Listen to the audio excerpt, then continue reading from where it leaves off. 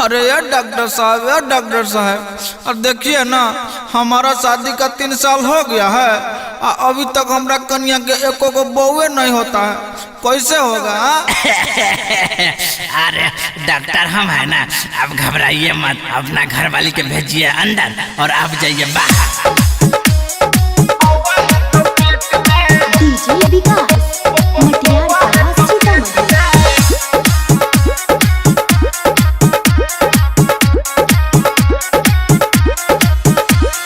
चल गए छौरिया मकैया वाला खेत में,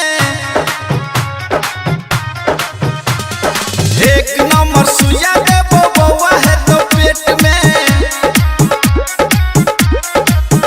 देबो दवाई के डोज खइहे सुबह शाम रोज, देबो दवाई के डोज खइहे सुबह शाम रोज, कमी नहीं करिए छौरे तू टॉबलेट में। चल गए छौरिया मकैया वाला खेत में, एक नंबर सुइया देबो बउआ है तो पेट में।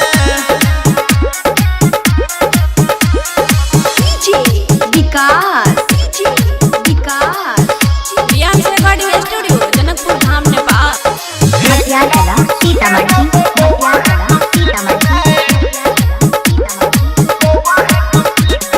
हमर वाला डोज जब लाग जतोगे, सब दुख छोड़ी तोहर भाग जतोगे, ये हमर वाला डोज जब लाग जतोगे, सब दुख छोड़ी तोहर भाग जतोगे, तोरा इलाज करबो कम भावरेट में। चल गए छौरिया मकैया वाला खेत में, एक नंबर सुइया देबो बउआ हो तो पेट में।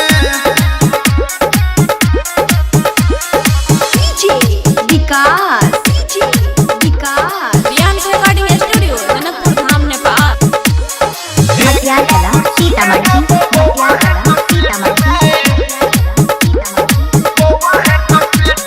एक बेर में छौरी तोहर भज तो काम, आहे तो जब बउआ तो बोली है हमर नाम,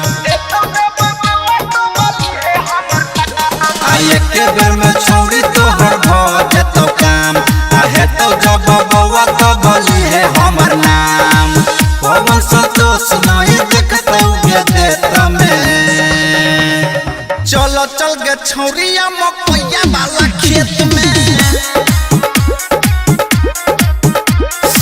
एक नंबर